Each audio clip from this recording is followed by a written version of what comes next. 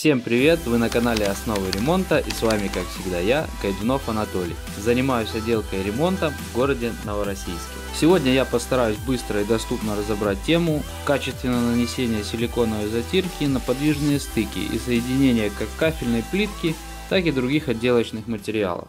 Как правило, силиконовая затирка применяется не только для заделки межплиточных швов и угловых соединений плитки, но и для стыков разнородных материалов во избежание появления трещин на таких соединениях, а также и в местах подключения коммуникаций и сантехнического оборудования. Трещины, в свою очередь, происходят в основном по двум причинам. Первая причина – это механическое воздействие на материал, а вторая, самая распространенная, это тепловое расширение того или иного материала.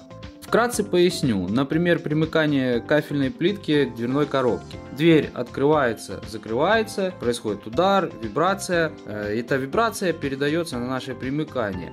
Это и называется механическое воздействие. Второй вариант – это тепловое расширение. Например, соединение половой плитки с ламинатом при помощи силиконовой затирки. То есть плотность материала керамогранита – это одна величина, ламината – другая. Ну и, как правило, у них площадь тоже покрытия разная. Получается то, что при изменении температуры в помещении изменяется и объем материала. И если же такое соединение мы замажем, например, твердой затиркой, то неизбежно мы получим трещину. Итак, по теории мы немножко пробежались, давайте теперь приступим непосредственно к нанесению нашей затирки.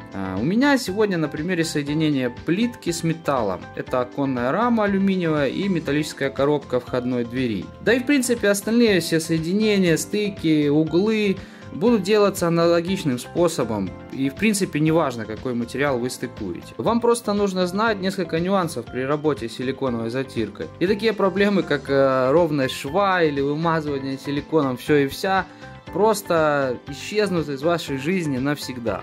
И по классике мы всегда чистим, расчищаем место, где будем наносить затирку, выпитаем мусор или просто пылесосим. И очень важный момент – это хорошо обезжириваем поверхность для лучшей адгезии силиконовой затирки с основания. Обезжириватель, кстати, я использую самый простой, дешевый, который можно купить в любом строительном магазине. Заряжаем тубу затиркой в пистолет. Кстати, носик тубы отрезаем в зависимости от толщины заполняемого соединения. То есть какой ширины у вас стык соединения, также подгоняем и отрезаем носик под тубы силикона или затирки вашей. Но это и так, я думаю, всем понятно. Начинаем постепенно, аккуратно заполнять шов. Немного с избытком, не бойтесь выдавить больше, чем нужно. Далее я покажу, как аккуратно убрать излишки. Намного лучше и аккуратнее получится снять лишнюю затирку, чем потом добавлять. Это важный момент, запомните, пожалуйста, его.